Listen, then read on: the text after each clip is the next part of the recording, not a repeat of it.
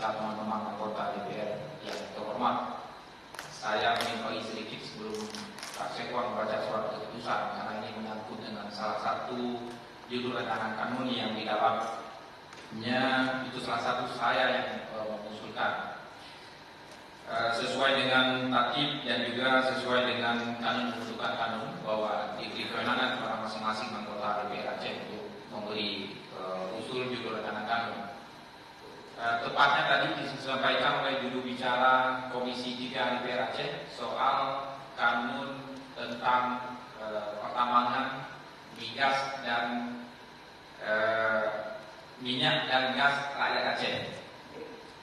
Saya sedikit ingin memberi masukan sebelum kanun ini berjalan lebih jauh, Pak Asisten.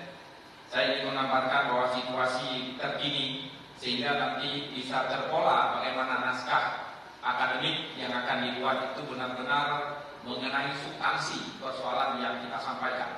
Saya mohon kiranya pertama saya ingin menunjukkan foto aktivitas masyarakat yang selama ini menggantungkan nasibnya di pemboboran minyak tradisional, tepatnya di Perlak, Aceh Timur.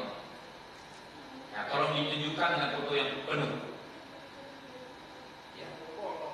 Ya, itu teman-teman pimpinan, wakil pimpinan dan Pak Asisten. Salah satu aktivitas masyarakat itu salah satu sumur, ya, satu sumur. Coba itu juga yang lainnya. Ya, itu dinamakan dengan rek tradisional yang dirakit sendiri oleh masyarakat dengan menghabiskan pagu yang sangat rendah sekali. Kemudian dalam satu rek itu ada sekitar 15 sampai dengan 20 jiwa yang bekerja di sana. Kemudian ada juga, ya ini penariknya ini 2 orang.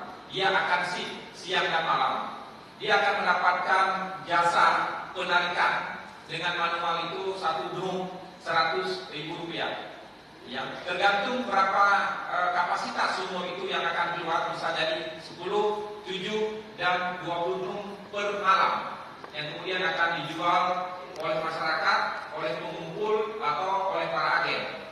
Sehingga uang yang berputar di satu lokasi di sana itu luar biasa besar. Lebih kurang dari data yang saya miliki ada sekitar 3.000 jiwa yang menggantungkan pendapatan bulan